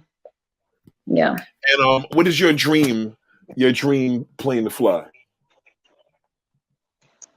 I actually haven't flown a Boeing. I would love to fly a Boeing. There's so many different types and sizes. One of my favorites is 747, but I don't think I'll ever get a chance to fly that aircraft. But definitely flying a Boeing, any Boeing would do. Any Boeing. That Boeing. I heard that for the last one. They said the Dreamliner. So I think it was called the Dreamliner. The Yeah, yeah, Boeing. yeah, yeah, yeah. Yeah, I'd Okay. like to fly Boeing because most Boeing and Airbus, they're quite different. A lot of like Airbuses are fly by wire, so a lot of the Boeings you still have like your controls right in front of you, while the Airbus is like a little joystick on the side of the aircraft. It's very like chilled. It's very you That's don't that's sweat. that's the plane that you fly now. It's like a joystick. Yes. Yeah, Oh, little okay. joystick on the side. You have the area in front of you is like clear. While with the Boeing, the control, the flight control is right in front of you. With the Oh, Airbus, okay. there's nothing. If you Google Airbus, like inside the cockpit, you'll see that there are no flight controls right in front of you. It's on the side. It looks like a joystick. Airbus cockpit. Yeah. Yeah, I got this. So so right now you could tell us basically what this. Hold on. So that's amazing. So does that make it harder or easier? Um, it makes it easier actually because with a Boeing, it's not only just Boeing, but also other aircrafts that are similar in terms of having the flight controls right in front of you. It's a lot of work in terms of, I'm talking about physical work now. If you're coming into land and the place and there's like strong winds, especially like a crosswind when it's coming from the side, there's actually a lot of manipulation you need to do with those controls. So, but then on an Airbus, it uses fly-by-wire. So everything is very modern. Everything is controlled by computers. So that the So difference is now when you're flying. look at this right Yes, here. there's the joystick. Yeah, you see it on the left, and there's one on the right also. So it's all for both the first officer or the captain. Oh, So okay. it's very that you make very small movements. So unlike with a Boeing where you'd be like just jerking it left, right, forward, front, with the Airbus, it's just very gentle movements, and so it makes it easier. But there is some getting used to, especially if you've been flying like a Boeing or any other aircraft. So but it does making it easier. Airbus is it's just mostly computers. So look at this. So okay. So now you're on the right side of this. This is the Mm-hmm. joystick. What are these controls up Yeah. here? Those are just at the top there, it's just switches for like aircon, for like the heating, for lights. It's not yeah. But then also at the top, just a bit back, it's also the firefighting stuff. So if you have a fire in one of your engines or the APU, like shutting it and all that, so you get all of that up there. But then that's also use it maybe for emergencies. So it's not stuff that you use often. So the stuff you use often is basically the screens in front of you. That's what that's That's yeah, that's what you use like in terms of basic flying. now. What is this on the feet? On the Uh block? yeah, there's pedals there. Yeah, the pedals are your rudders and brakes. So the rudder and brake is like one system. And behind this, what is all this here? Which part? Oh, that's another seat. You have like jump seaters, like people, like somebody can sit there and watch you. So you usually get, there's two of them in the Airbus A320. And then you also have circuit breakers back there. Also, it's not something that you normally use in the air. It's normally on the ground, and yeah. So a lot of the switches you actually don't you hardly use, eh? It's only on Right. like certain. You follow a checklist, so normally a checklist will tell you to do 1, 2, 3. But a lot of the stuff you use day to day, it's not that much. Now, how about this here? What do you bring the plane up and down with? Right here? That's for the power. That's the power. So that's the engines basically. So on takeoff, you push them forward, both of them for full power, and that's how Damn. you basically gonna start moving forward, and then you're gonna use the joystick to for lift off, and then you're gonna use the joystick Oh, for landing. okay. So this is how you build the speed up. Now you Yeah. increase the same speed in the air as you're going. You increase that speed, right? Yeah, but then you get to a certain cruising speed and stuff. So, but in the Airbus, also being very sophisticated. Once after takeoff, you leave it at a certain setting, and then there's auto thrust. So the aircraft actually, depending what level you are, what you're doing, it will actually reduce and increase the power without you like having to touch it. There's so many automated, like you get autopilot, but you also get auto thrust where you don't have to be like the old school way of just manipulating the power levers to get a certain Right. power setting or speed. The aircraft will do it for you, as long as I said, the Airbus is a lot of like, it's computer. It's you just programming it, and then you manage it. But Yeah, I then see that. you can take over if it's not doing what it's supposed to do. You can still fly it in terms of manually, but a lot of things it's just very automated, and there's a lot of redundancies. If something breaks, if something stops working, there's another system that just takes over. And takes over it. All right, this is an Yeah. Airbus 380. Could you? There's no difference in flying Mhm. this, right? You fly this. Yeah, normally the differences will be the number of engines. So A380 will be four. So if you look at the power levers, there should be four of them. I can't see much. I can't see that great from here. But with the four engines, there'll be four levers. But Airbus Yeah, I see philosophy, it. it's very, very similar. When you can fly the one, you can basically fly the rest. But in terms, obviously, you must still go through the training, but they're quite very similar. So you use these levers to move to put engage the speed, and you lift up with the joystick. How do you Yeah. turn in the sky? How do you turn with the joystick? Yeah, with the joystick. So you're Oh, just gonna go to left or right. That's how you turn. and again, there's not an Airbus that you can't fly. You can fly any Airbus Yeah, for some reason. Airbus, they quite philosophy is quite very, very similar. The controls, everything looks the same. I think it's just a matter of studying that specific aircraft technical, and also just getting used to the weight and the size of the aircrafts, because they'll be different. But in terms of how things work, the philosophy, the procedures, they're very, very similar. So it's easier to just go from one to the other. And you have two seats behind you. There's like how many seats are here? Yeah, two seats. Well, on the 320, there's two seats. I'm not sure about the 380. Okay, this 380 is a little Yeah. bigger inside here. So is this good? You can pull the Yeah. seat back no matter how big a person is. Yeah, you can push the seat back, can push, take it up, down, pedals forward, backwards. So a lot of, I mean, I'm short and I can fit properly. I just bring the pedals forward, seat up, and I'm good to go. And how tall are you? 1.6 meters or 160 centimeters. So I'm not sure how converting it to We your. do. Yeah, we'll find. We're gonna find that one out. That's how y'all can see our height. So That's you use crazy. feet and uh, let's see, what's that? So I'm 5 feet two, I suppose. Is it 5.2? What Five, do you?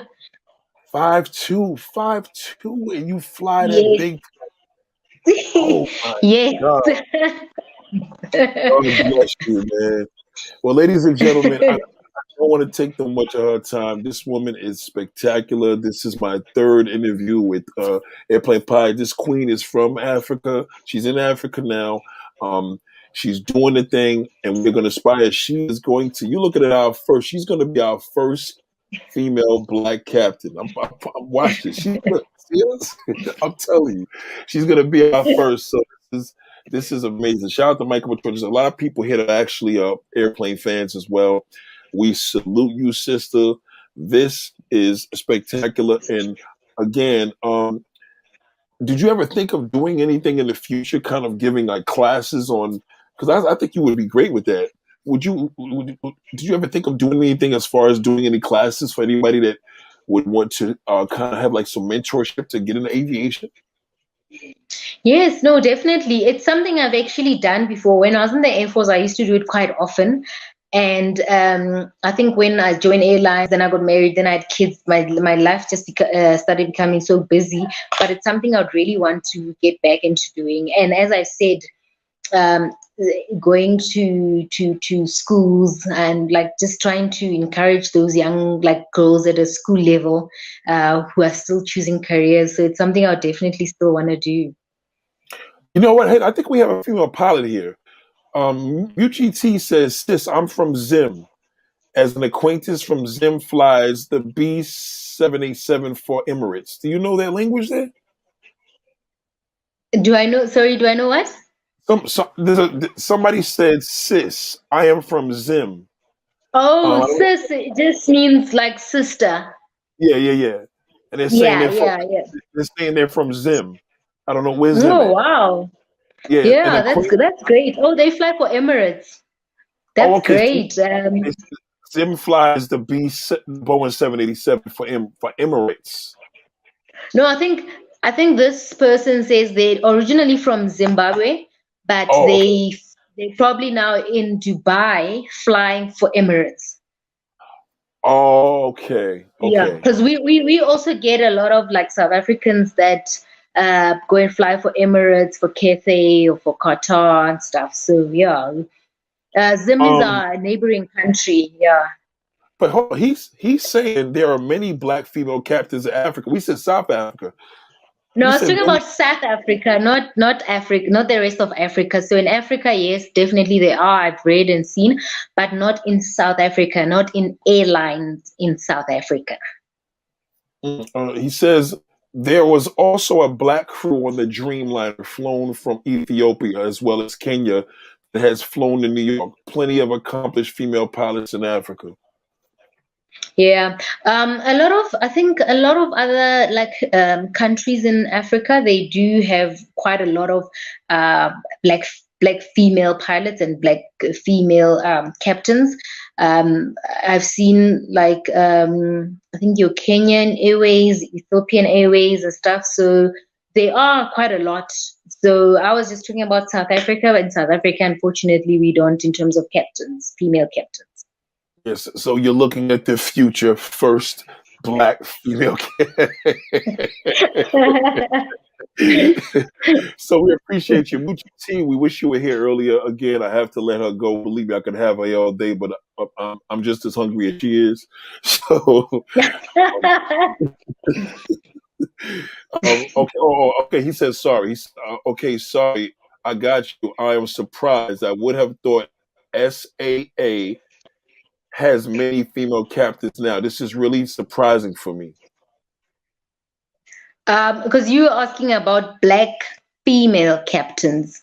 So in terms of female captains, yes, there are a lot. There are like a few in South Africa, but in terms of black female captains, they don't exist in airlines in South Africa. Oh my God, apartheid is still going crazy. Yeah, yeah. Yeah, Okay, so yeah, we still have a long way to go. okay. Tara, shoot your question because she's got to be out of here. The sister, give me like 3 minutes. Somebody just has another question for you, Yeah, Terrence. yeah, no, I'll wait for it. All right, what's your question, Terrence? Yeah, so Muchi said, yes, I mean specifically black, very sad. So he agrees with you. Muchi T says, yes, I mean specifically black, very sad. Wow. Yeah. That's crazy. Tara, shoot your question. So wow, this is crazy. So we're looking at history in the making.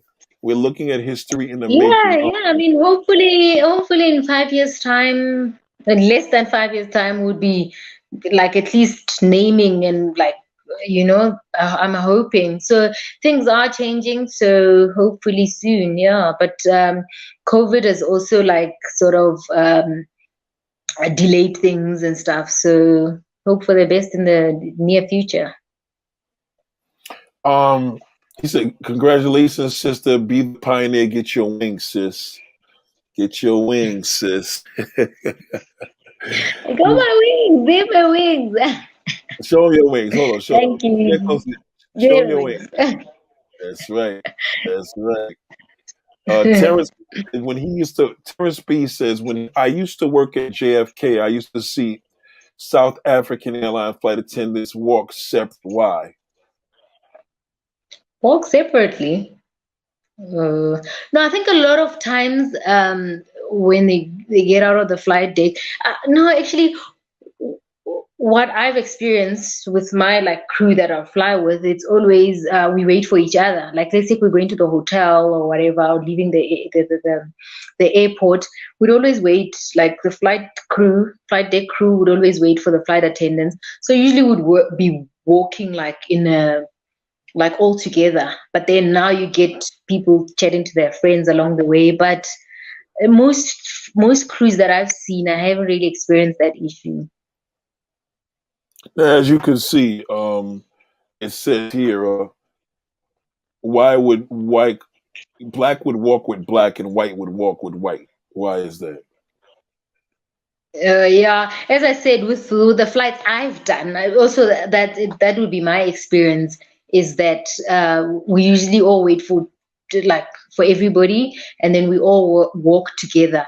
But then, as I said, in that whole group, depending on how big the crew is, obviously, if it's like 10 of you or whatever, now you'll find maybe these two chatting to one another, these four chatting to one another. So that you get, yeah, I suppose. But as I said, I mean, we still come from like a history. I mean, our country still has a history, so sometimes you do get those situations where it happens. But yeah, a lot of other times it's been what I've experienced. It's been like a sort of like close. The crews are close when we go on trips and stuff. Because we would get to the hotels. Also, we usually go out together. We go out for dinner together.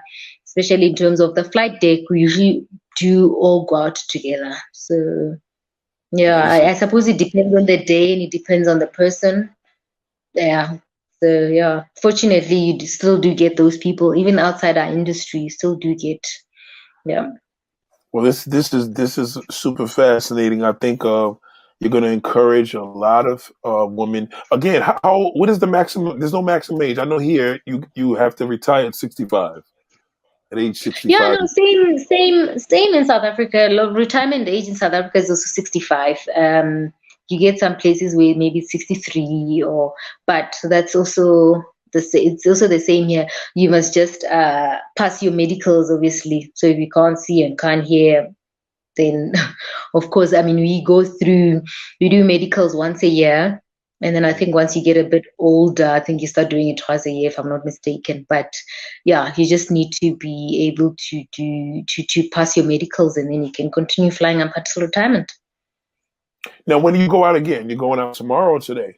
Tomorrow? No, I'm not going out now. Apparently, unfortunately, with COVID, we've been grounded and still going through some stuff. Hopefully, back in the air soon, crossing thumbs. But Yes. I think the industry worldwide has been like hard hit by COVID. Mhm. But I think it's slowly getting back on its feet. I think once, Yes. I think once the numbers like the COVID dates and stuff go down, flying and tourism will pick up again. And obviously, when it picks up, then flying will pick up again. So yeah. Well, this is a great encouragement to visit the country, to get more involved in the country. A lot of you black men out here that just keep wanting to go to these Latin countries, you got to learn how to go to your motherland, man. Stop it, man. This is ridiculous. Yeah. Mutual T says you are inspiring, and hopefully you visit some schools sometimes to inspire young girls, especially black girls. Sometimes exposure is all that is needed. We spoke about that. Yes. No, definitely something I've done and something that I still want to do in the future. I always believe. I mean, as I said, you actually, when you get to those schools, you just rock up in your uniform before you even say anything. You've already made such a big impact. So it's definitely necessary when a young girl sees basically that they can do. I mean, if they become more encouraged when they see themselves, somebody that looks like them, somebody that comes from the same similar areas and stuff like that. So definitely very important. We hear that little one crying in there. He's like, "Mom, get in here, damn it, get in here." He's been looking for me. I had to hide. I'm actually hiding in his bedroom. He's been looking for me. Ladies and gentlemen, we appreciate you so much. And I want to know, I want you to tell the crowd, because I'm not going to be saying it myself, will you come back? Sorry, will I come back? Yes, no, definitely. Yeah, I will definitely. I really enjoyed this. No, it was great talking to you. And I'll definitely be back. Hopefully when I'm back, I'll be back flying, and Yes, and you will be, because I am rooting for you, sister. Last comment. Muchi says, Nate, pound for pound, Cape Town is one of the most beautiful places in the world, though it's still controlled by other folks. We need, because even when I bring you back, I need you to give us more education about Africa, as well. So people that may not get lost in the motive, you're the pilot, and that's who you are. But we also want to give them some education, because we need some more African sisters from Africa represented. So please let your peoples know as well. I definitely want to interview them, especially a flight attendant. Okay. Doesn't have to be, if they scared to show their face, don't worry about it. Tell them they can always do this, because you could always do this. You could always block the face like that.